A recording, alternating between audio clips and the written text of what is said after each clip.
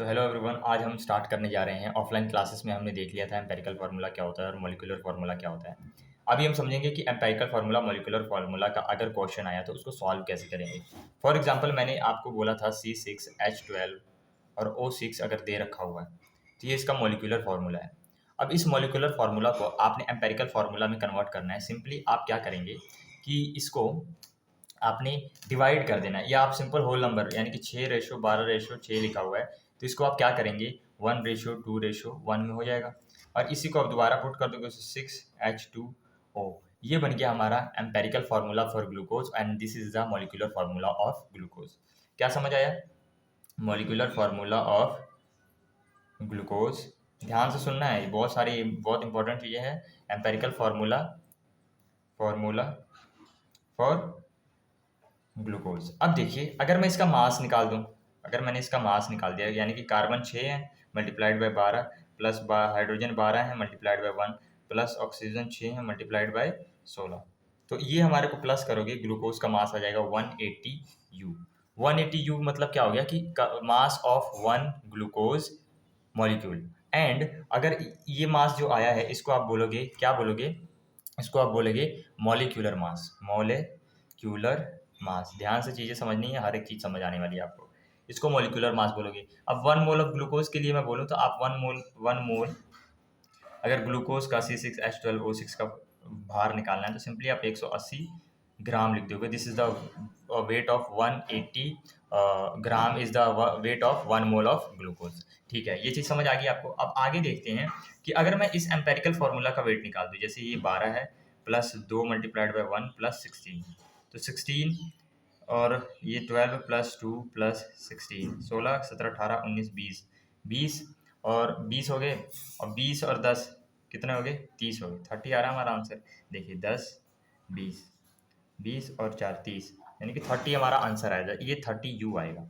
क्या समझ आया आपको? 30U आया ना। तो ये जो 30U आया है, ये 16 17 18 19 20 and then 30 this is the empirical mass. क्या है? Empirical empirical mass of glucose. क्या समझ आया? अगर मैं मॉलिक्यूलर फार्मूला ये होता है, एम्पेरिकल फार्मूला हो ये होता है। अब इसका अगर मैं मास निकाल दूँ तो ये मॉलिक्यूलर मास हो जाएगा, अगर इसका मास निकाल दूँ तो एम्पेरिकल मास हो जाएगा। और मॉलिक्यूलर मास को अगर मोलर मास में कन्वर्ट करना है तो सीधा ग्राम लगाऊंगा, मोलर मास हो जाएगा। यानी कि आपको मॉलिक्यूलर मास समझ आया, आपको क्या समझ आया, आपको एम्पेरिकल मास समझ आया और मोलर मास समझ आ गया। अब देखिए, आपको डाउट ये आएगा कि भाई ये एम्पेरिकल मास का क्या काम है। अभी आपको समझ आ जाएगा कि एम्पेरिकल मास का क्या काम है। हमें क्वेश्चन लेंगे और क्वेश्चन से समझेंगे कि कैसे क्या चीज़ें करनी है। फॉर एग्जांपल यहाँ पे मैंने ग्लूकोज लिख कर आपको फार्मूला इसका बता दिया है, तो आपने सिंपली इसका एम्पेरिकल फार्मूला निकाल दिया कि भाई सिंपल होल नंबर रेशो में कन्वर्ट कर दिया। बट मैं ग्लूकोज का फार्मूला नहीं देता, या कोई भी कंपाउंड है उसका फार्मूला नहीं देता, मैं उसकी परसेंटेज दे देता या कितना मास उसमें प्रेजेंट है वो दे देता, तो वो कैसे आप कैलकुलेट करोगे। एक क्वेश्चन लिखेंगे हम। क्वेश्चन क्या है कि हमारे को जो हमारा हाइड्रोजन है वो हमारा कितना परसेंट है, 4.07% है। हमारा कार्बन 24.27% है। और हमारा जो क्लोरीन है वो 71.65% प्रेजेंट है। और हमें मोलर मास दे रखा है 98.96 ग्राम। अब ध्यान से समझिएगा, मेरी बात समझिए। ये एक गिवन क्वेश्चन है, ये क्वेश्चन है, बहुत इंपॉर्टेंट क्वेश्चन है। आपने इसको समझना कैसे है कि अब इस इतनी इन्फॉर्मेशन दी और इस इन्फॉर्मेशन को देखने के बाद बोल रहा है कि फाइंड करो। क्या फाइंड करना है? हमें एम्पेरिकल एम्पेरिकल फार्मूला बताना है, empirical formula and molecular formula बताना है। तो आप बोलोगे ये वाला आप क्वेश्चन कैसे करेंगे? ये वाला क्वेश्चन करने का एक ट्रिक है, एक मेथड है, उसको आपने फॉलो करना है। पहला क्या है कि सभी जितने भी कन्वर्जन्स हैं उसको मास परसेंटेज में कन्वर्ट कर देना है। मतलब नहीं समझ आया? देखिए, ये जो 4% लिखा है, 24% लिखा है, 71% लिखा हुआ है, सिंपली आपने क्या करना है, पहले तो एक एक एटम को लिख लेना है। एक एक एटम को लिखेंगे तो यहाँ पे आ जाएगा हाइड्रोजन, हाइड्रोजन, यहाँ पे आ गया कार्बन, यहाँ पे आ गया क्लोरीन। ये लिख लिया। एक आपने लाइन खींचनी है और यहाँ पे लिखना है कि गिवन वैल्यू कुछ भी होगी, गिवन वैल्यू कुछ भी होगी मैं डिवाइड कर दूंगा एटॉमिक मास के साथ। गिवन वैल्यू कुछ भी होगी मैं डिवाइड कर दूंगा एटॉमिक मास के साथ। जैसे कि मैं दोबारा से ये टेबल बना लेता हूँ, दोबारा से टेबल बना लेता हूँ। हाइड्रोजन की गिवन वैल्यू 4.07%, इसकी गिवन वैल्यू 24.27%, और क्लोरीन की गिवन वैल्यू 71.65%। इनको इसी के एटॉमिक मास से डिवाइड कर देना है। हाइड्रोजन का 1 होता है, कार्बन का 12 होता है, और इस क्लोरीन का कितना होता है 35। ठीक है जी, इसी के एटॉमिक नंबर से डिवाइड कर देना, यानी कि यहाँ पे गिवन में कुछ भी दे रखा है आपने एटॉमिक मास से डिवाइड कर देना है। आप बुक में देखेंगे तो बुक में क्या बताता है कि इसको मासिस में कन्वर्ट करो। मासिस में कैसे, ये 4% है तो इसको 4 ग्राम मान लो, 24% है तो 24 ग्राम मान लो, 71% है तो 71 ग्राम मान लो। आप इस तरीके से भी कर सकते हैं, पर जो मेथड बता रहा हूँ मैं वही सेम मेथड फॉलो करोगे तो आपके क्वेश्चन सॉल्व होंगे। यहाँ पे आप देखेंगे तो यहाँ पे क्वेश्चन दे रखा है, यही वाला मैं क्वेश्चन करवा रहा हूँ। यहाँ पे इन्होंने क्या किया कि एटॉमिक मास से ये देखो डिवाइड कर रखा है, जैसे मैं बता रहा हूँ। तो आपने हर कोई भी इन्फॉर्मेशन दे रखी है, ग्राम में दे रखा है, परसेंटेज में दे रखा है, उसको आपने क्या करना है कि उसी के एटॉमिक मास से डिवाइड कर लेना है। मेरी बात समझ आ रही है, दिमाग में जा रही है? मतलब हाइड्रोजन क्लोरीन और हाइड्रोजन कार्बन और क्लोरीन की जो भी इन्फॉर्मेशन दे रखी है, अगर आप एम्पिरिकल फार्मूला और मॉलिक्यूलर फार्मूला सॉल्व कर रहे हो, आपने सिंपली क्या करना है, इनके एटॉमिक मास, जैसे हाइड्रोजन का एटॉमिक मास 1, कार्बन का एटॉमिक मास 12, क्लोरीन का एटॉमिक मास 35.5 होती है, मैंने 35.5 लिख लेते हैं, ये होगी। इसको डिवाइड कर देना है। तो जैसे ही आप डिवाइड करोगे तो यहाँ पे क्या आएगा, हमारा यहाँ पे 4.04 आ जाएगा, यहाँ पे हमारा 2.021 आ जाएगा, और यहाँ पे मेरा कितना आ जाएगा 2.021 आ गया। अब देखिए, जैसे ही ये वैल्यूज आ जाए, तीसरा स्टेप क्या है कि इनमें से छोटी वैल्यू फाइंड करनी है। तो इनमें से छोटी वैल्यू ये वाली है, और ये दोनों तो सेम है, पर हुई तो दोनों में से कोई भी ले सकते हो, दोनों ही छोटी हैं। ये सबसे बड़ी वाली वैल्यू है, तो इसमें से कोई भी छोटी वैल्यू ले ली है, और उस छोटी वैल्यू को इसके साथ भी डिवाइड करना है, इसके साथ भी डिवाइड करना है, और इसको खुद के साथ भी डिवाइड कर देना है। यानी कि 4.04 को मैं डिवाइड कर दूंगा 2.021 के साथ, तो 2.021 को डिवाइड कर दूंगा 2.021 के साथ। ठीक है जी। अब देखिए, ये हो गया हाइड्रोजन के लिए, ये हो गया हमारा कार्बन के लिए। अब क्लोरीन के लिए क्या है, कितना आया 2.021, ये आया, इसको इसी के साथ 2.021 के साथ डिवाइड करें। ये काटोगे तो 1 आएगा, ये काटोगे तो 1 आएगा, ये काटोगे तो 2 आएगा।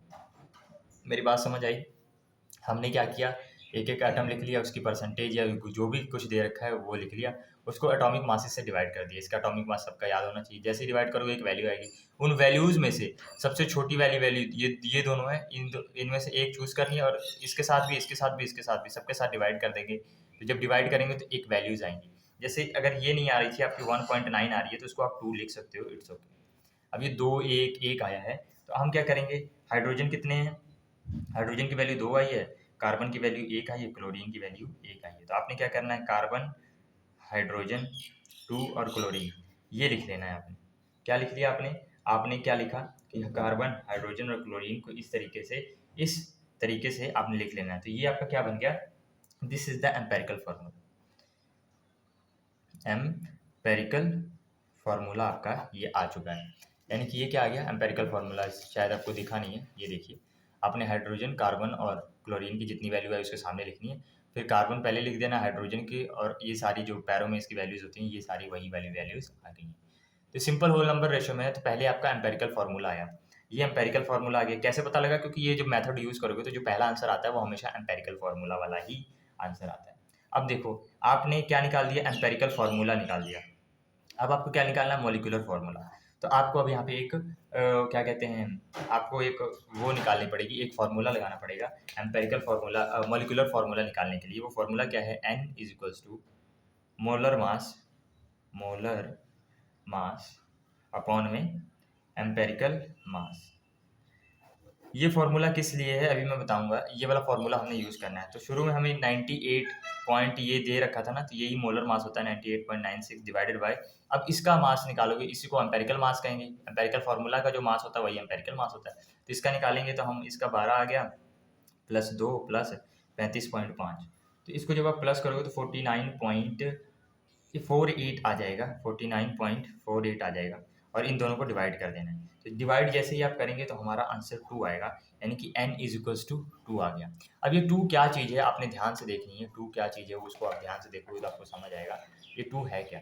आपका एम्पेरिकल फार्मूला आया था CH2Cl, ठीक है। आपने इसका मास निकाल के और इसमें फार्मूला लगा के क्या निकाल दिया आपने, क्या निकाल दिया जी, एम्पेरिकल फार्मूला का वेट निकाल दिया, और इन दोनों को डिवाइड कर दिया। मोलर मास जो गिवन था और डिवाइडेड बाय एम्पेरिकल मास, जो हमारा ये आंसर है, इसी का मास निकाल के हमने इन दोनों को डिवाइड कर दिया। जैसे ही आप डिवाइड करोगे हमारा एक n की वैल्यू आएगी, इस n को एम्पेरिकल फार्मूला में, ये एम्पेरिकल फार्मूला है, इसको इसके अंदर मल्टीप्लाई कर देना है। तो ये जब n मल्टीप्लाई होगा, पैरों में मल्टीप्लाई होगा, यानी कि ये कार्बन 2 हो जाएंगे, 2 के साथ मल्टीप्लाई किया, एक कार्बन थे अब 2 हो गए, कार्बन 2, H हमारा 4 हो जाएगा और Cl क्या हो जाएगा, 2 हो जाएगा। मेरी बात समझ आई? 2 को मल्टीप्लाई किया, कार्बन 2 हो गए, पैरों में लिखना है, ऐसे सामने नहीं लिखना। कार्बन 2 हो गए, हाइड्रोजन 2 दूनी 2 2 जा 4 हो गए, और क्लोरीन 1 था, मल्टीप्लाइड बाय 2 तो 2 हो गए। एंड ये जो हमारा आंसर आएगा C2H4Cl2, this is the molecular formula. ये क्या होगा, मॉलिक्यूलर फार्मूला। यानी कि ये जो इन्फॉर्मेशन दे रखी थी, इससे हमने एम्पेरिकल फार्मूला निकाल लिया और हमने मॉलिक्यूलर फार्मूला निकाल लिया। अब अपने याद रखना है कि ये n क्या है। अब n की वैल्यू पता अलग ही होगी। यानी कि मैं अगर आपको ये परसेंटेज दे दूं और मैं आपको मोलर मास दे दूं, तो परसेंटेज से आप पहले एम्पेरिकल फार्मूला निकालोगे, फिर एम्पेरिकल फार्मूला की वैल्यू यहाँ पुट करोगे, और मोलर मास तो मैंने पहले से दे रखा होगा क्वेश्चन में, इन दोनों को डिवाइड करोगे, n की वैल्यू आएगी, वो एम्पेरिकल फार्मूला में मल्टीप्लाई करोगे तो ये हमारा मॉलिक्यूलर फार्मूला आ जाएगा। आई होप चीज़ें समझ आई हूँ, एम्पेरिकल फार्मूला और मॉलिक्यूलर फार्मूला कैसे कैलकुलेट करते हैं। ऐसे बहुत सारे क्वेश्चन आपके बुक में दे रखे हैं, आपने उसको सॉल्व करना है। और अब बात करते हैं हम स्टोइकियोमेट्री की। फर्स्ट ऑफ ऑल, आपको स्टोइकियोमेट्री समझने से पहले आपको बैलेंसिंग आना चाहिए, मतलब केमिकल रिएक्शंस कैसे बैलेंस करते हैं। एक एग्जांपल से मैं समझाता हूँ, तुमको अच्छे से समझ आएगा एक एग्जांपल से। फॉर एग्जांपल यहाँ देखिए, मैंने N2 plus reacting with H2 gives NH3। आपने बताना है क्या ये रिएक्शन बैलेंस्ड है कि नहीं बैलेंस्ड है। तो कई बच्चे बोलेंगे नहीं यार सर, बैलेंसिंग तो हमें आती नहीं। तो बैलेंसिंग थोड़ी सी मैं समझाऊं कि जितने एटम्स इधर हों उतने ही एटम्स इधर होने चाहिए। फॉर एग्जांपल नाइट्रोजन 2 है पर इधर नाइट्रोजन 1 है, तो मैं इधर सामने 2 लिख दूंगा। अब इधर नाइट्रोजन 2 हो गए, इधर भी नाइट्रोजन 2 हो गए। बट हाइड्रोजन देखोगे इधर 2 है, पर हाइड्रोजन इधर कितने हैं, 3 मल्टीप्लाइड बाई 2, 3 2 जा 6 हो गए। यानी कि नाइट्रोजन तो बैलेंस है पर हाइड्रोजन ही बैलेंस। तो इधर 2 है और इधर 6 है, तो इधर भी 6 कर देना है। तो मैंने 3 से मल्टीप्लाई करूंगा, 3 2 जा 6, यानी कि 6 हाइड्रोजन इधर, 6 हाइड्रोजन इधर, 2 नाइट्रोजन इधर, 2 नाइट्रोजन इधर हो गए। यानी कि रिएक्शन अब बैलेंस्ड है। अगर आपको balancing of the question chemical reaction नहीं आता, ये 10th में पढ़ाया जाता है। आप एक बार जाइए यूट्यूब पे लिखिए बैलेंसिंग क्लास 10th, आपको आ जाएगी। एक बार उसको सीख के आइए, फिर यहाँ से वीडियो को स्टार्ट करिएगा। वैसे भी मैंने थोड़ा सा आपको सिखा दिया कि बैलेंसिंग कैसे होती है। एक और एग्जांपल से मैं सिखा देता हूँ, H2 plus O2 gives H2O। अब यहाँ देखेंगे हाइड्रोजन 2 है, यहाँ पे हाइड्रोजन 2 है, यानी कि हाइड्रोजन तो बैलेंस है। पर ऑक्सीजन देखोगे यहाँ पे 2 है, यहाँ पे 1 है। तो अब क्या करूँ, तो मैंने यहाँ पे 2 लगा दिया। आप बोलोगे 2 सर 2 लगा दिया तो ये तो हाइड्रोजन 4 हो गए, 2 दूनी 4, और यहाँ पे कितना है, सिर्फ 2। पर ऑक्सीजन देखोगे आप, ये इधर 2 है, ये 2 इससे मल्टीप्लाई होगा, इससे भी, तो ऑक्सीजन यहाँ पे 2 हो गए। क्यों? क्योंकि ऑक्सीजन 2 से मल्टीप्लाई है, 2 ऑक्सीजन, इधर भी 2 ऑक्सीजन। ऑक्सीजन हमारे बैलेंस हो गए, पर हाइड्रोजन नहीं है बैलेंस, क्योंकि हाइड्रोजन कितने हैं, 4, ऑक्सीजन 2 है। ऑक्सीजन इधर 2, ऑक्सीजन इधर 2, पर हाइड्रोजन इधर 4, इधर 2, तो इधर 4 है तो इधर भी 4 कर देंगे, इधर 2 से मल्टीप्लाई। यानी कि this is the balanced chemical reaction of production of H2। इसी तरीके से ये अमोनिया की प्रोडक्शन थी। अब आपको समझ आ गया कि बैलेंसिंग कैसे करते हैं, आइडिया मिल गया। अब स्टोइकियोमेट्री क्या होती है, यही वाला रिएक्शन दोबारा से लिखूंगा, N2 plus 3H2 gives 2NH3। ये जो मैंने चीज़ लिखी है, ये है हमारी बैलेंस्ड केमिकल इक्वेशन। अब इस बैलेंस केमिकल इक्वेशन में ही हम स्टोइकियोमेट्री यूज़ करेंगे। पहले हम समझेंगे स्टोइकियोमेट्री होती क्या है। जैसे कि आप यहाँ पे देखेंगे, stoichiometry word derived from the Greek word stoichion। इसका मतलब होता है एलिमेंट। stoichion का मतलब एलिमेंट होता है और मेट्रो का मतलब होता है मेजरमेंट्स। यानी कि हम एलिमेंट्स की मेजरमेंट इस कॉन्सेप्ट को यूज़ करके करेंगे। यहाँ पे आप देखेंगे this deals with the calculation of the masses of the reactant and product. ये मासेस के, रिएक्टेंट एंड प्रोडक्ट के मासेस के साथ डील करता है। Involve in the chemical reaction, जिस केमिकल रिएक्शन में हो रहा है। Before understanding how to calculate amount of the reaction required to product produce in the chemical reaction, let us study the information available in balance chemical. यानी कि ये बोल रहा है पहले बैलेंसिंग सीख के आओ, तभी ये कॉन्सेप्ट तुम्हें समझ आने वाला है। अब देखिए, ये यहाँ पे कुछ चीज़ें लिखी हैं, वो खुद पढ़ना है आपने, मैं इसको समझाने जा रहा हूँ कॉपी के अंदर, ध्यान से देखना है आपको। अगर आपको कभी भी बैलेंस्ड केमिकल इक्वेशन दे रखी है, तो उसको देखकर आप क्या क्या चीज़ें बता सकते हो, वो ये इसके अंदर बताने की कोशिश की जा रही है। यानी कि कोई बैलेंस्ड केमिकल इक्वेशन आपको दे रखी है, तो उसको देखकर आप क्या क्या चीज़ें बता सकते हो, यही आपको बतानी है। वो चीज़ें मैं बता दूंगा आपको, आपको पता लग जानी चाहिए। तो अगर कोई बैलेंस्ड केमिकल इक्वेशन दे रखी है, तो पहली चीज़ ये है बैलेंस्ड केमिकल इक्वेशन। इसको देख के आपको क्या पता लग रहा है कि एक नाइट्रोजन का मॉलिक्यूल, एटम की बात नहीं हो रही, ये एक एटम है, ये एक एटम है, जब दोनों कंबाइन होंगे तो N2 मॉलिक्यूल बनाएंगे, तो मॉलिक्यूल की बात हो रही है। यानी कि एक मॉलिक्यूल, ध्यान से सुनना मेरी बातें, एक मॉलिक्यूल हाइड्रोजन के 3 मॉलिक्यूल के साथ रिएक्ट कर रहा है, मॉलिक्यूल के साथ रिएक्ट कर रहा है, और क्या दे रहा है हमारे को, 2 मॉलिक्यूल अमोनिया दे रहा है। यानी कि इस रिएक्शन को देख के आपको क्या पता लगा कि नाइट्रोजन के एक मॉलिक्यूल हाइड्रोजन के 3 मॉलिक्यूल के साथ रिएक्ट कर रहा है और हमें 2 मॉलिक्यूल क्या दे रहा है, अमोनिया दे रहा है। ठीक है, ये इन्फॉर्मेशन लिख लोगे। यानी कि मैं अगर कार्बन डाइऑक्साइड का रिएक्शन दूँ, C+O2 gives CO2, this is the balanced chemical equation. और हमेशा स्टोइकियोमेट्री बैलेंस केमिकल इक्वेशंस पे ही लगानी है, यानी कि किसी पे भी लगाते फिर रहो। ये बैलेंस है, तभी मैंने ये सारी चीज़ें लिखी। इसी तरीके से यहाँ पे लिखोगे कि ये कार्बन अकेला है, यानी कि ये एटम है, यानी कि 1 एटम ऑफ कार्बन। मैं रिएक्शन को देखकर क्या चीज़ें लिख सकते हो वो बता रहा हूँ। 1 atom of carbon reacting with 1 molecule. अब ये मॉलिक्यूल बन गया ना, अब ऑक्सीजन एक रहता तो एटम, 2 ऑक्सीजन मिल गई तो ये मॉलिक्यूल बन गया। यानी कि एक एटम एक मॉलिक्यूल ऑफ O2 के साथ रिएक्ट करके एक मॉलिक्यूल ऑफ क्या बना रहा है, CO2 बना रहा है। क्या समझ आया? एक एटम एक मॉलिक्यूल ऑफ ऑक्सीजन के साथ रिएक्ट करके क्या बना रहा है, एक मॉलिक्यूल ऑफ CO2। एक atom of carbon reacting with 1 molecule of oxygen gives 1 molecule of CO2। इसके सामने कुछ नहीं लिखा तो 1 मानना है, इसके सामने कुछ नहीं लिखा 1 मानना है, इसके सामने कुछ नहीं लिखा 1। इसी तरीके से मैंने कहा 1 atom of carbon reacting with 1 molecule of oxygen gives 1 molecule of CO2। यहाँ पे आइए, यहाँ पे इसके सामने कुछ नहीं लिखा है तो 1 मानना है, इसके सामने लिखा हुआ है तो इसको कुछ नहीं करना, इसके सामने भी लिखा हुआ है। यानी कि 1 molecule of nitrogen reacting with 3 molecule of hydrogen gives 2 molecule of NH3। अब तुम्हें समझ आ जाना चाहिए। अब इतना मैंने समझाया है तो अगर तुम भूल गए फिर देखना। ठीक है, तो ये चीज़ें समझ आ गई। अब देखिए, यानी कि ये चीज़ तो तुम लिख लोगे, और क्या चीज़ें इसको देख के लिख सकते हो। ये 1 लिखा है, ये 3 लिखा है, ये 2 लिखा है। अगर मैं मॉलिक्यूल बोला कि मैंने एक मॉलिक्यूल 3 मॉलिक्यूल के साथ रिएक्ट कर रहा है, 2 मॉलिक्यूल बना रहा है, तो यहाँ पे एक और चीज़ आप लिख लोगे कि 1 मोल, यानी कि 1 को आप मोल भी बोल सकते हो, मॉलिक्यूल भी बोल सकते हो। यानी कि 1 mole of nitrogen molecule reacting with 3 mole of hydrogen molecule. क्या मैंने बोला? इसको देख के 1 मॉलिक्यूल भी बोल सकते हो, 1 मोल भी बोल सकते हो। 1 mole of nitrogen molecule reacting with 3 mole of hydrogen molecule and gives 2 mole of ammonia। इसको अमोनिया बोलते हैं, NH3 को अमोनिया, यानी कि गिव्स 2 मोल ऑफ अमोनिया। क्या समझ आया? पहले तो आप ये नंबरिंग देखोगे तो क्या बता सकते हो, एक मॉलिक्यूल 3 मॉलिक्यूल के साथ रिएक्ट कर रहा है और 2 मॉलिक्यूल बना रहा है। दूसरी चीज़, 1 मोल 3 मोल के साथ रिएक्ट कर रहा है, 2 मोल बना रहा है। ये 2 चीज़ें लिख सकते हो। उसके बाद आप ग्राम, यानी कि ये तो मॉलिक्यूल के केस में हो गया, मॉलिक्यूल क्या हो गया, ये मोल के लिए हो गया। अब वेट की बात करते हैं, मास की बात करते हैं।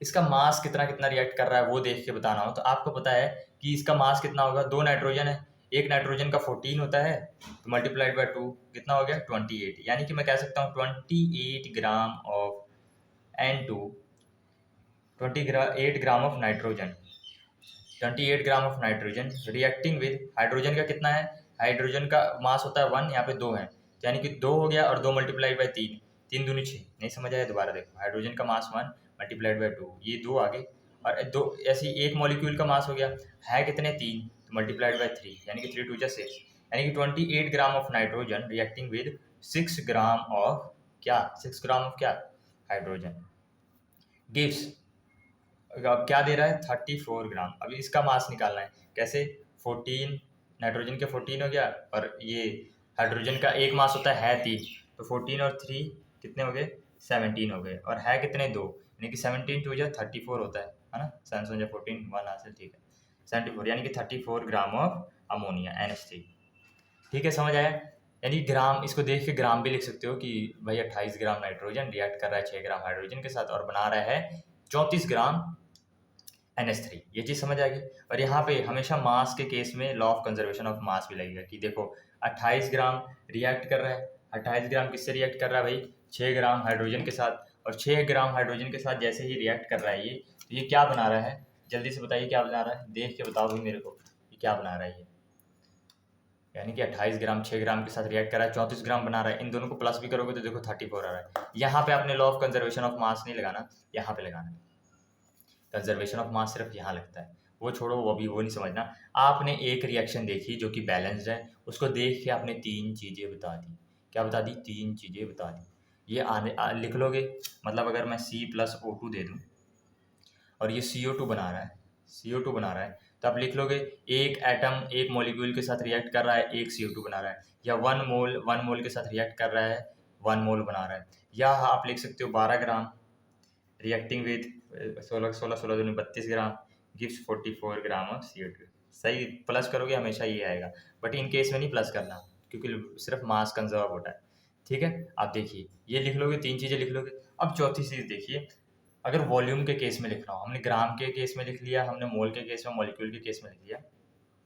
आपने लिखना है, मैंने आपको एक चीज़ बताई थी कि 1 मोल ऑफ गैस के, अगर 1 मोल गैस है STP के ऊपर तो इसके अंदर 27.4 लीटर होता है। क्या मैंने बोला? 1 मोल के अंदर 27.4 लीटर है। तो यहाँ पे 1 मोल है, यानी कि 1 मोल ऑफ नाइट्रोजन को मैं 22.4 लीटर ऑफ नाइट्रोजन भी लिख सकता हूँ। यहाँ पे 3 मोल है, यानी कि 3 मल्टीप्लाई 22.4 लीटर लिख सकता हूँ। और यहाँ पे 2 मोल है, 2 मल्टीप्लाई 22.4 लीटर लिख सकता हूँ, यानी कि 22 litre of nitrogen reacting with 3 times of 22 litre gives 2 times of 22 litre. यानी कि आप इसको मल्टीप्लाई करके जो वैल्यू आएगी वो भी बोल सकते हो आप, पर अभी मैं टाइम बचाने के लिए मल्टीप्लाई नहीं कर रहा। यानी कि आपको 4 चीज़ें लिखनी आ गई भाई रिएक्शन को देख के। अगर रिएक्शन बैलेंस्ड है तो आप मॉलिक्यूल बता सकते हो, मोल बता सकते हो, ग्राम बता सकते हो और लीटर में बता सकते हो। If it is present on STP, अगर ये STP के ऊपर है तो फिर ये वाला लिख सकते हो। अगर STP नहीं बोला तो फिर ये वाला रहने देना लिखना को। ये चीज़ समझ आई? सबको समझ आई? अगर नहीं समझ आई तो 3-4 बार वीडियो पीछे करके बार बार देखो। मेरे को बहाने नहीं चाहिए कि भाई मेरे को समझ नहीं आया। बहुत अच्छे से समझाया, हर एक चीज़ आपको समझ आनी चाहिए। वीडियोस को पीछे कर करके देखिए, आपको हर एक चीज़ समझ आएगी। अब हमने कंप्लीट कर लिया कि भाई हमारा जो स्टोइकोमेट्री क्या है, बस इतनी ही थी स्टोइकोमेट्री, आपके बस इतने ही काम की है। स्टोइकोमेट्री देख लिया हमने। अब देखने जा रहे हैं स्टोइकोमेट्री के आगे का क्या चीज़ें दे रखी हैं। जैसे कि ये क्वेश्चन है, ये मेरे को आपको मंडे को देखूंगा कि आपने किया है कैसे कि नहीं किया। ये वाला क्वेश्चन मुझे चाहिए। ये वाला क्वेश्चन आप करके लाओगे, एक बार ट्राई करोगे। Calculate the amount of the water gas produced by the combustion of the 16 gram of methane. तो ये वाला क्वेश्चन आप ट्राई करेंगे करने की। अब जैसे मैं एग्जांपल के लिए बोलूँ, एग्जांपल के लिए जैसे मैं बोलूँ कि भाई carbon plus oxygen gives CO2, ये है। मैंने बोला कि मैंने इसके 1 मोल, ये है दिख तो रहा है 1 मोल 1 मोल और 1 मोल दिख रहा है ना। मैंने बोला इसके 4 मोल लिए, तो अगर इसके 4 लिए तो ये भी 1 है, तो ये भी 4 मोल हो जाएगा, ये भी 4 मोल हो जाएगा, ये भी 4 मोल हो जाएगा। नहीं समझ आया? देखिए 1-1 दिख रहा है ना तुमको, अच्छे से दिख रहा है। चश्मा वश्मा पहन रखा है ना, जिसको चश्मा लगा वो पहन लेना। ध्यान से देखो, 1-1-1 लिख रखा है, जिसको नहीं दिख रहा वो चश्मे अपने डाल लें। देखिए 1 मोल 1 मोल 1 मोल लिखा है। अब मैं अगर इसके 4 मोल ले लूँ तो ये भी 4 मोल हो जाएगा, ये भी 4 मोल हो जाएगा। समझ गए मेरी बात? अगर मैंने क्वेश्चन पूछा कि भाई इसका मैंने 4 मोल लिया, तो 4 मोल पे ये कितना मोल प्रोड्यूस होगा, तू बोल देगा 4 मोल होगा भाई। कितना मोल होगा? 4 मोल। अच्छा ठीक है, अब ये वाले एग्जाम्पल पे आते हैं। ये बैलेंस केमिकल इक्वेशन है, मैंने पहले ही बता रखा है आपको। अब देखिए ये 1 मोल से 3 मोल से 2 मोल बन रहा है, यानी कि 1 मोल 3 मोल कंबाइन कर रहे हैं, 2 मोल बन रहा है। यहाँ पे कंजर्वेशन नहीं लगाना कि भाई ये 3 + 1 4 क्यों नहीं हो रहे। यहाँ नहीं लगता, ग्राम के केस में, वेट के केस में लगता है। कई बच्चे बोलेंगे 1 + 3 4 होना चाहिए, नहीं होगा, नहीं होगा, वो यहाँ पे नहीं लगाना। ठीक है, मैंने तेरे को बोला कि सुन 1 मोल है ना, ये मैंने 4 मोल ले लिए। अब बताइए कितना बनेगा। तो 1 के लिए 2 बन रहा था, तो 4 के लिए कितना बनेगा? 1 का डबल है तो 4 का भी डबल होगा, यानी कि 4 के 4, 4 दूनी 8, यानी कि 2 × 4 मोल। समझ आई मेरी बात? तुमको समझ आ रही है क्या मैं कहने की कोशिश कर रहा हूँ? अगर ये मेथड नहीं यूज़ करना तो यहाँ पे ब्लैंक करो, आप ब्लैंक करो। इसका 4 मोल है, इसका डिफ़ॉल्ट मैंने बताया था क्या होता है। मतलब अगर नॉर्मली मैं अगर 4 मोल नहीं बोलता तो इसके कितने मोल बोलते? सामने 1 लिखा है, मतलब लिखना नहीं पड़ता, दिखना चाहिए तुमको 1 मोल, तो इसको 1 मोल ऊपर लिख लो। डिफ़ॉल्ट वाली, डिफ़ॉल्ट मतलब जो पहले से तुम्हें पता है। इसके 3 मोल है, 3 मोल ऊपर लिख लो आप। ठीक है, इसके 3 मोल ऊपर लिख लो। अब देखो 3 मोल लिख लिए, इसके 2 मोल ऊपर लिख लो। अब मैंने तुम्हें बोला कि ये तो तुम्हें पता है ना, ये रिएक्शन देख के अगर मैं ये हटा लूँ तो ये रिएक्शन देख के तुम बता दे रहे हो कि भाई इसका 1 मोल है, इसका 3 मोल है और इसके 2 मोल है, रिएक्ट कर रहे हैं। अब मैंने बोला नहीं, मैंने तेरे को 4 मोल दे दिया, अब बता ये कितना बनेगा। मैंने तेरे को 4 मोल दिया, अब बताइए कितना बनेगा। तो सिंपली क्या करना है, आपने इसको इधर मल्टीप्लाई कर देना है, इसको नीचे ले आना है, इससे कोई लेना देना नहीं है हमें। यानी कि मैं क्या करूँगा, 2 × 4 अपॉन में ये कितना है 1 इज इक्वल टू 4 के 4, 4 दूनी 8, 8/1 इज इक्वल टू 8, यानी कि 8 मोल बना। वही सेम फार्मूला, या तो ये कॉम्प्लेक्स मेथड यूज़ कर लो या सिंपली खोपड़ी इस्तेमाल करो। ये 1 से 2 बन रहा है तो 2 से 4 बनेगा, 3 से 6 बनेगा और 4 से 8 बनेगा। मेरी बात समझ आई? तो इस तरीके से आप निकाल सकते हो स्टोइकोमेट्री का यूज़ करके। अच्छा, एक क्वेश्चन आपने करना है कि मैंने दे दिया कि C+O2 गिव्स CO2। ये 1 मोल से 1 मोल से 1 मोल बन रहा है। मैंने बोला कि इसका मैंने तेरे को 2 मोल दे रखा है, अब ये बता ये कितने मोल बनेगा। तो 1 मोल से 1 मोल बन रहा है तो 2 मोल से कितना बनेगा, 2 मोल। खोपड़ी लगाने वाली चीज़ है, सिंपल चीज़ है। अगर मैंने बोला ये 10 मोल दे रखे हैं तो ऑक्सीजन कितना रिक्वायर्ड होगा इसको बनाने के लिए, या मैं बोला 10 मोल दे रखे, बताइए कितने बनेंगे, तो सोचो सिंपल बोल देगा कि भाई 10 मोल बनेंगे। समझ आ रही है मेरी बात? समझ आ रही है? Very good. अब देखिए, अगर मैं पूछूं कि मैंने 3 मोल दे रखे हैं, अब बताइए कितने ग्राम बनेंगे, कितने ग्राम बनेंगे। ये तो बड़ा कंफ्यूजिंग चीज़ होगी। तो सिंपली क्या करना है, 3 मोल है ना, तो 3 मोल दे रखे हैं, तो 3 मोल को क्या करना है, ये डिफ़ॉल्ट वाला इसके ऊपर लिखना है। ये मोल दिया है तो इसका भी मोल ही लिखना है, 1 मोल है। ये देख के बता सकता है ना मेरे भाई, समझ आ रही है ना तेरे को बात? कि ये 1 मोल लिख लेगा ना इसको देख के, अभी तो सिखाया तेरे को। 1 मोल लिख लिया, ये गिवन वैल्यू, ये हटा दो अभी, ये भी हटा दो। ये गिवन वैल्यू मैंने कहा 3 मोल दे रखा है तो 1 मोल इसका लिख लिया। अब इसका मैंने ग्राम पूछा तो इसका डिफ़ॉल्ट वाला ग्राम लिखना है। तो इसके ग्राम कितने, 44 ग्राम है ना, डिफ़ॉल्ट वाला भाई जो मैंने बता रखा है। ये अगर मैं नहीं देता तो तू कुछ लिखता ना, इसका पूछता मोल, इसका पूछता जो भी तू बता देता। तो अगर इसका मोल बोला मैंने दिया है तो इसका भी मोल ही लिखना है। तो 1 मोल तो डिफ़ॉल्ट लिख सकता है। इसका ग्राम पूछा है तो यहाँ पे डिफ़ॉल्ट ग्राम तेरे को पता है ना, कैलकुलेट कर सकता है। 12 और 16 दूनी 32, 32 और 12 44 होते हैं, ये लिख लिया अब तूने। अब तुझे पता करना है 3 मोल अगर मैं खर्च करूँ तो ये कितने ग्राम बनेंगे। सिंपली क्या करना है, ये इसके मल्टीप्लाई कर दे और इसको डिवाइड कर दे, यानी कि 44 मल्टीप्लाइड बाई 3 अपॉन में 1। 4 3 या 12 का 2, एक हासिल, 4 की 4, 4 3 12 और 13, 132 ग्राम बनेगा, यानी कि 132 ग्राम ऑफ, अगर मैं 3 मोल लूँगा तो 132 ग्राम बनेगा। तो ऐसे मिक्स मैच करके आप स्टोइकोमेट्री के क्वेश्चन कर सकते हो। समझ आ गई मेरी बात? अच्छे से समझ आई होगी। हाँ जी। अब चलिए आगे बढ़ते हैं। आगे आपका टॉपिक है एक लिमिटिंग रिएजेंट वाला टॉपिक है। ये मैं क्लास में करवा दूंगा, आप मेरे को याद दिलाना, तो मैं आपको क्लास में करवा दूंगा। वैसे आपको यही समझ आ जाए, ये स्टोइकोमेट्री का यूज़ करना आपको समझ आ जाए, वही बहुत है। और उसके बाद हम आगे बढ़ते हैं। और balancing of the chemical reaction सबको आनी चाहिए। अब देखिए, हम पढ़ेंगे मास परसेंटेज बाय वेट क्या होता है, मोल फ्रैक्शन क्या होता है, मोलैरिटी क्या होती है, मोलैरिटी क्या होती है। इनके फॉर्मूले आपको लर्न होने चाहिए। इनका फॉर्मूला लिखूंगा, आपने अपने कॉपी में उतार लेना। पहला फॉर्मूला क्या है हमारा, मास परसेंटेज, यानी कि वेट बाय वेट परसेंटेज क्या होता है। वेट बाय वेट परसेंटेज क्या है, फॉर एग्जांपल मैंने कोई सब्सटेंस है, मैंने एक सोल्यूशन बनाया, सोल्यूशन चीनी नींबू पानी, चीनी पानी किसी का भी बना लो, और इसके अंदर 2 ग्राम मैंने क्या डाले, ए सब्सटेंस डाला, कोई एक सब्सटेंस था उसके अंदर 2 ग्राम मिलाया, और 18 ग्राम वाटर था। 18 ग्राम वाटर के अंदर 2 ग्राम समझ लो कोई चीज़ मिलाई, ए नाम की चीज़ है वो मिलाई मैंने बोला कैलकुलेट कर दूँ, कैलकुलेट, क्या कैलकुलेट करना है, मास परसेंटेज, यानी कि यही इसी को मास परसेंटेज कहते हैं, याद रखना, W/W परसेंटेज लिखा है, इसी को मास परसेंटेज कहते हैं। आपने फॉर्मूला क्या लगाना है, आपका मास परसेंटेज ऑफ ए का फॉर्मूला क्या होगा, जिसका मास परसेंट निकालना है, ए का मास परसेंट निकालना, उसका मास यानी कि मास ऑफ ए अपॉन में टोटल मास, टोटल मास, या आप कह सकते हो सोल्यूशन का मास, टोटल सोल्यूशन के बाद, और मल्टीप्लाई कर देना है 100 के साथ। This is the formula for जिसके लिए तुम्हें निकालना है। अगर यहाँ पे कोई बी दे रखा होता तो बी यहाँ पे लिख लेते, बाकी सारी चीज़ें सेम होती। मेरी बात समझ आई? अब देखिए इसको सॉल्व कैसे करेंगे, ये वाला क्वेश्चन करके देखते हैं। मास परसेंटेज ऑफ ए निकालना है, mass of A 2 gram, total mass कितना हो गया, सोल्यूशन का मास कितना हो, 18 + 2, अरे यार तुमने मिला दिया ना 2 ग्राम, पानी के अंदर डाल दिया, जैसे नमक डाल दिया 2 ग्राम, तो ये प्लस हो जाएंगे, यानी कि 18 और 2 20, और मल्टीप्लाइड बाय 100। ये 2 ग्राम और ये 20 ग्राम, ग्राम से ग्राम कट गया, ये 2 इसके साथ मल्टीप्लाई होगा, 200 बन जाएगा। समझ रहे हो मेरी बात? 200 बन गया।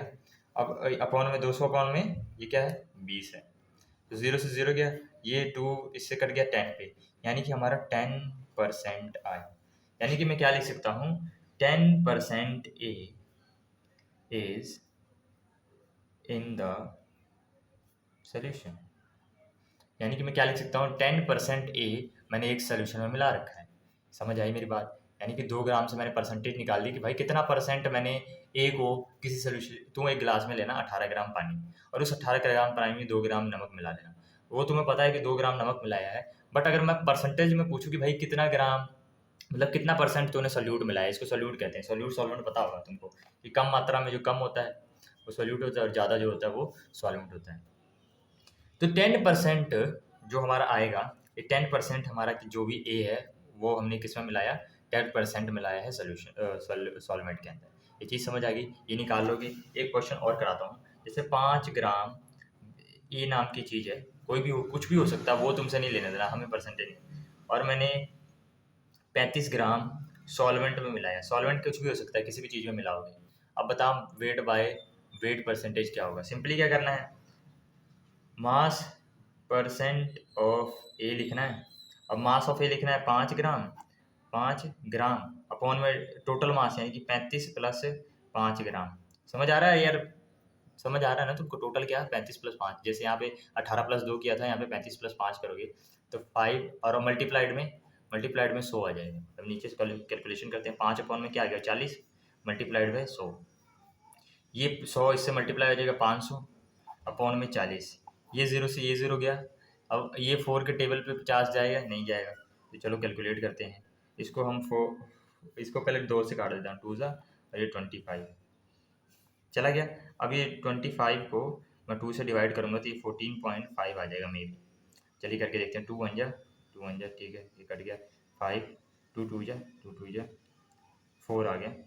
1 पॉइंट लगा के 0, 2 5 जा, 12.5, यानी कि मेरा 12.5 परसेंटेज वेट बाय वेट जो बी है वो किसके अंदर प्रेजेंट है, सॉल्वेंट सोल्यूशन के अंदर, सोल्यूशन के अंदर। समझ आया ये वाला क्वेश्चन? तुम निकाल लोगे मास परसेंटेज, आई होप निकाल लोगे।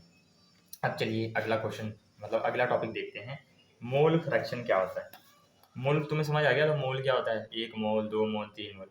मैंने एक सब्सटेंस ले लिया ए और बी, ठीक है, ध्यान से देखना। ए मैंने 2 मोल ले रखा है, बी मैंने 3 मोल ले रखा है। एग्जाम्पल के लिए कुछ भी ले सकते हो आप। मैंने बोला मोल फ्रैक्शन का सिंबल ये यूज करता हूँ मैं, आप भी यही यूज कर सकते हो।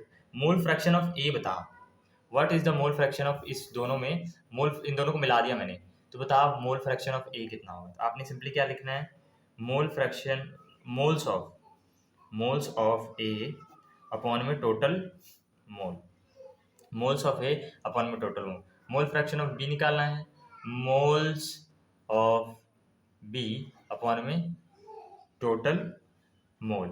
ध्यान से देखना है। अब मोल्स ऑफ ए निकालते हैं, मोल फ्रैक्शन ऑफ ए निकाल रहे हैं हम, तो मोल्स ऑफ ए 2 है, टोटल मोल कितना है 3 प्लस 2 5 हो गया। मोल्स ऑफ बी कितने हैं 3 और टोटल कितना है 5। और इसको आप कैलकुलेट करोगे तो 2/5 को अगर कैलकुलेट करो, या आप सिंपली ऐसे भी लिख सकते हो 3/5, सिंपली ऐसे भी छोड़ सकते हो। This is the mole fraction of A and this is the 3/5, 3 divided by 5 is the mole fraction of B. और हमेशा याद रखिए, अगर मैं mole fraction of A plus mole fraction of B करूंगा, हमेशा 1 आएगा। तुम कहोगे करके दिखाओ, चलो 2/5 प्लस 3/5 करते हैं, ये एलसीएम लेंगे हम। एलसीएम आता ही होगा सबको, नहीं आता तो फिर बहुत अच्छी बात नहीं है। आप एक बार वीडियो को देख लेना, सीख लेना एलसीएम, अपने भाई बहन, छोटे भाई बहन से सीख के आप ये फिर वीडियो देख सकते हो। अपने भाई बहन से सीखना है, शर्माना नहीं है, ठीक है। अब देखो 5 का हमने एलसीएम लिया, 3 और प्लस 2 5 हो गए, 5 को काटेंगे 1 आ गया। यानी कि हमेशा मोल फ्रैक्शन के एडिशन हमेशा 1 आएगा, ये याद रखना। अच्छा, आप बोलोगे सिर्फ 2 ही चीज़ें ले सकते हैं, 3 ले लो। 3 का वाला एक एग्जाम्पल करवा के दिखाता हूँ। मोल फ्रैक्शन में कितना भी चीज़ ले लो, 2 ए ले लो, बी ले लो, सी ले लो, इन तीनों को तब भी प्लस करोगे तो 1 ही आएगा। करके देख लेते हैं, जैसे मैंने ये 3 मोल ले लिया, 5 मोल ले लिया, ये 10 मोल ले लिया। Mole fraction of A, mole fraction of B and mole fraction of C निकालना है। तो मोल्स ऑफ ए, फार्मूला क्या है, मोल्स ऑफ ए अपॉन में total mole, moles of B upon में total mole, moles of C upon में total mole. Moles of A कितना है 3 और टोटल कितना है, ये 5 हो गए, 10 15। मोल्स ऑफ बी कितना है 5 अपॉन में टोटल 15। मोल्स ऑफ सी कितना है 10 अपॉन में 15। इसको आप काटो या नहीं काटो या इतने पे भी छोड़ सकते हो, पॉइंट में भी आंसर निकाल सकते हो। मैं अभी नहीं निकालूंगा टाइम बचाने के लिए। ये हमारा आ गया mole fraction of A, mole fraction of B and mole fraction of C आ गया। अब देखिए mole fraction of A, mole fraction of B, mole fraction of C आ गया। मैंने क्या कहा, जब भी आप सारे मोल फ्रैक्शन को ऐड करोगे हमेशा वन आएगा। करके देख लेते हैं। 315 प्लस 5/15 प्लस 10/15। इसका एल्सियम लेंगे 15 और इनको प्लस कर देंगे। 10 प्लस 5 15, 15 प्लस, अच्छा ये 5 था ना, सॉरी गलती से मैंने कर दिया। अच्छा 5 प्लस कितना हो गया, 5 प्लस 3 18। यहाँ पे सभी जगह 18 कर लो। मेथड जो बताया वो सही है। 10 और 5 15, और 15 और हमारा हो गया 3 8, यानी कि मोल्स ऑफ ए अपॉन में टोटल मोल। टोटल मोल मैंने गलती से एडिशन में गलती कर दी। ये देखिए 10 5 15 और 3 18, यानी कि मोल्स ऑफ ए अपॉन में total mole, moles of B upon में total mole, moles of C upon में टोटल मोल। अब इसको ऐड करोगे हमेशा वन आएगा। कैसे करके देख लेते हैं। ये सारे 18 बन जाएंगे। 18 यहाँ पे मैंने लिख लिए। अब 18 और इसको भी प्लस करोगे, 10 और 5 15, 16 1 17 18, ये करोगे तुम तो 18 और 18 कितना हो गया, वन आ गया। यानी कि हमेशा याद रखना है मोल फ्रैक्शन कितने भी हो, 10 भी ले लोगे ना तब भी हमेशा वन आएगा। और मोल फ्रैक्शन कितने भी अमाउंट ऑफ चीज़ें हैं उसके लिए निकाल लोगे। यानी कि मोल फ्रैक्शन समझ आ गया तुमको, वेरी गुड। मोल फ्रैक्शन समझ आ गया। अब हम समझेंगे मोलैरिटी और मोलैलिटी, उसके बाद चीज़ें हमारी खत्म हो जाएंगी। मोलैरिटी क्या होती है? मोलैरिटी चैप्टर 1 खत्म होने वाला है, कॉन्ग्रेचुलेशंस। और अब आपका टेस्ट होगा तो टेस्ट के लिए प्रिपेयर कर लेना। मंडे को मैं टेस्ट लूँगा और वीडियो ये सभी ने देखना है और अच्छे से क्लियरली देखना है। जो चीज़ नहीं समझ आए बार बार रिपीट करके देखना है, क्योंकि मैंने बहुत ही मेहनत लगा के ये वीडियो बना रहा हूँ और तुम्हारे लिए ही है। तो प्लीज़ इसको ध्यान से देखना और अच्छे से समझना। मोलैरिटी क्या होती है? Number of moles of solute upon में volume of solution in litre, in litre. This is the molarity. Molarity का यूनिट क्या होता है? मोलल होता है, या आप लिख सकते हो मोल्स पर लीटर। क्या लिख सकते हो? 2 यूनिट है मोल्स पर लीटर। ठीक है। अब आपको 2-3 फॉर्मूले और मोलैरिटी के बताए होंगे, मैं कहूँगा कि वो मत पढ़ो, बस यही याद रखो तो आपका सारा काम बन जाएगा।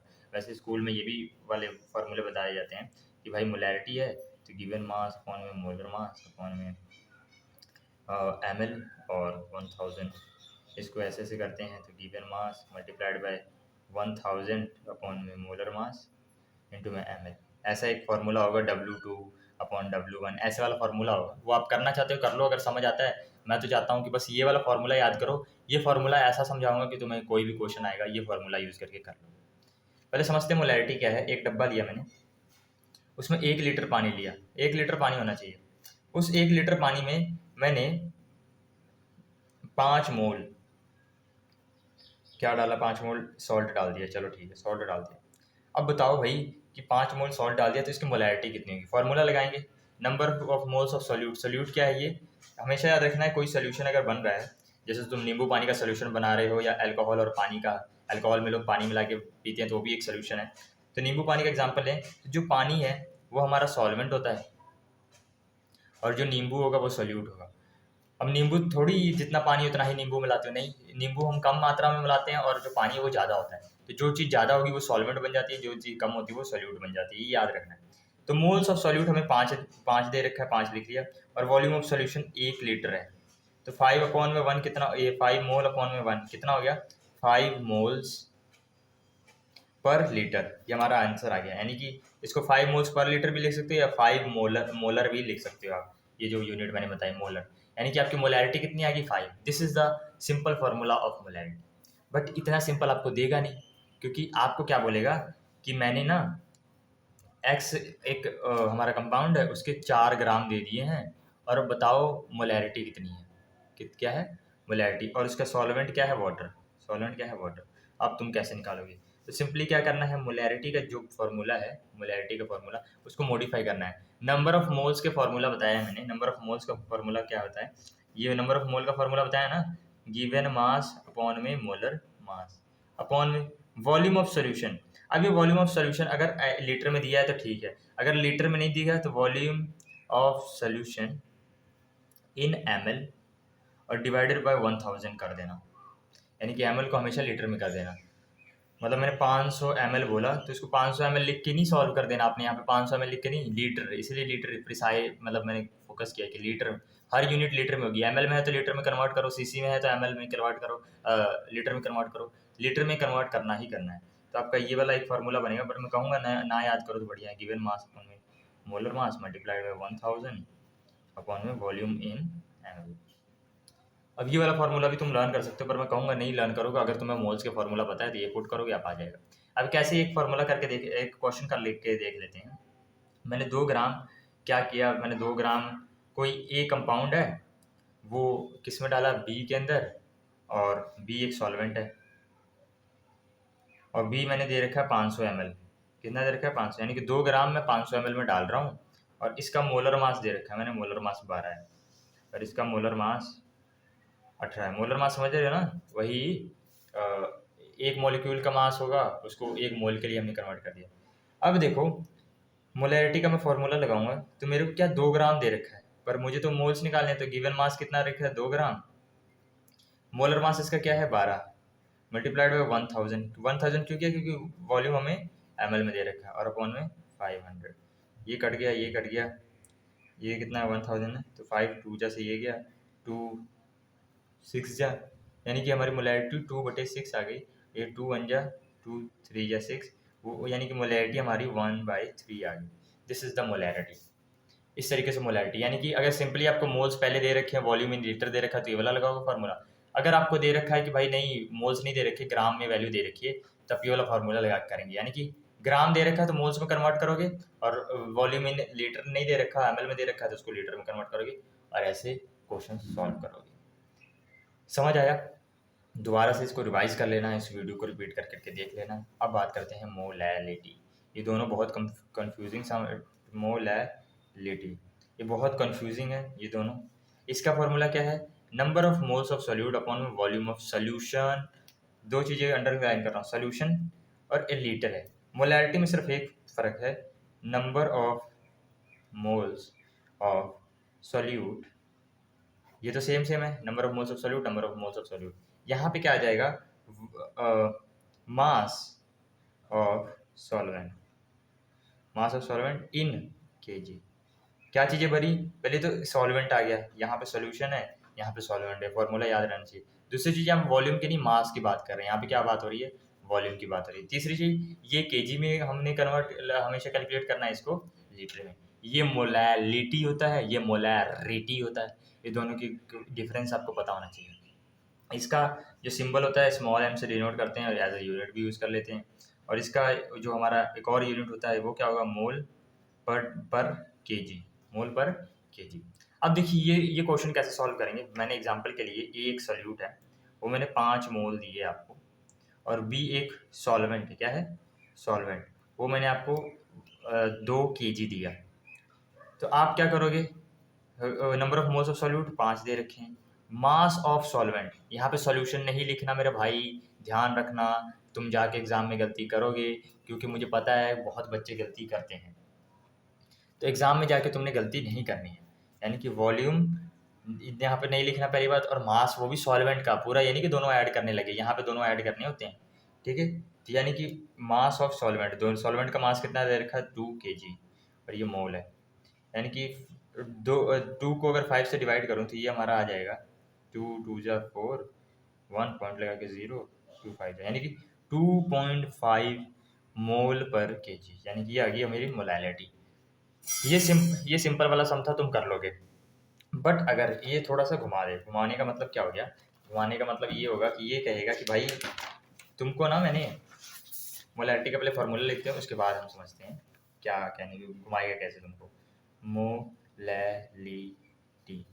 मोलैलिटी में कंफ्यूज नहीं होना, रट लेना इसको। Number of moles of solute upon में mass of solvent in KG. ये याद रखना भाई, मैं बार बार बोल रहा हूँ, बच्चे कंफ्यूज हो जाते हैं, भूल जाते हैं। इसको रट लेना है, पर्चा बना के लिख लेना, दीवार पे चिपका लेना, डेली इसको पढ़ना है, ठीक है। मैंने क्वेश्चन दिया, ये दिया कि ए एक सॉल्यूट है, ठीक है, सॉल्यूट है सर, समझ आ गया, कम मात्रा में होगा। बी एक सॉल्वेंट है, ठीक है सर, ये भी समझ आ गया, सॉल्वेंट है। ये मैंने आपको 5 ग्राम दे रखा है, कितना दे रखा है, 5 ग्राम, और इसकी मोलर मास बता दिया कि 10 ग्राम है, ठीक है। ये मैंने आपको 500 ग्राम दे रखा है और इसका मोलर मास बता दिया मैंने आपको कि इसके मोलर मास नहीं बताया, समझ लो। अब ये कैसे करोगे, तो मोलैलिटी स्मॉल m से डिनोट करेंगे। ये क्या होता है, number of moles of solute, mass of solvent in KG. अब नंबर ऑफ मोल्स का एक फॉर्मूला बताया था, गिवन मास अपॉन में molar mass divided by mass of solvent. अगर तो केजी में दिया है ठीक है, बट हमें ग्राम में दिया है तो यहाँ पे ग्राम लिख के 1000 से डिवाइड कर दोगे। और इसको अगर मैं सॉल्व करूँगा तो ये आ जाएगा हमारा मोलैलिटी, गिवन मास अपॉन में molar mass multiplied by 1000 and यहाँ पे क्या आ जाएगा, मास ऑफ सॉल्वेंट इन ग्राम। अब वही वाला केस लग रहा है, क्या मोलैलिटी निकालनी है, जो सॉल्यूट है उसके गिवन मास कितना है 5 ग्राम, मोलर मास कितना है 10 ग्राम मल्टीप्लाइड बाय 1000 और ये कितना दे रखा है 500 ग्राम। बट अगर ये केजी में दे रखा है होता ना तो फिर ये 1000 से हम डिवाइड नहीं करते, बट अभी केजी में नहीं दे रखा तो हम करेंगे, यानी कि 500 को 1000 के साथ डिवाइड करूँ तो ये आ जाएगा हमारा 500, 5 2 जा, ये 2 पे चला गया और ये भी हमारा किस पे चला गया, ये 1/2 आ गया। मोलैलिटी कितनी आएगी 1/2 मल्टीप्लाइड बाय 2, 2 से 2 कटेगा, हमारी मोलैलिटी मोलैलिटी हमारी 1 आ गई, यानी कि 1 मोलल ये सोल्यूशन है, मोल LAL, या आप 1 मोल पर केजी भी लिख सकते हो, ठीक है जी। वो ये होती है मोलैलिटी। बस इतना ही आपको चैप्टर 1 में पढ़ना था और ये बहुत इजी चैप्टर है। कोई चीज़ बीच में नहीं समझ आई तो तुमने रिपीट कर करके ही ये वीडियो देखना है। और अगले हफ्ते से हम इसका अगले हफ्ते मंडे को ये टेस्ट होगा और चैप्टर 1 पूरा आएगा पुराने बच्चों के लिए भी और 3rd चैप्टर भी पूरा आएगा। तो ये देखना है, ईज़िली बहुत ईज़ी से मैंने समझाया है और आई होप ये वीडियो पसंद आई हो, क्योंकि मैंने सोचा था कि यार संडे को तुम फ्री ना बैठो, फ्री बैठे रहोगे तो रील वगैरह चलाने लग जाओगे और बाकी चीज़ें करने लग जाओगे, तो टाइम को यूज़ करिए, क्योंकि आपको अभी से बेस बनाओगे तभी +2 में कुछ कर पाओगे। देखो यहाँ पे थोड़ा सा आपको एक चीज़ बता दूँ कि आप 7th में रहते हो, 8th में आते हो इतना फ़र्क आता है, 9th में आते हो, 10th में आते हो, 11th में आते हो तो इतना जंप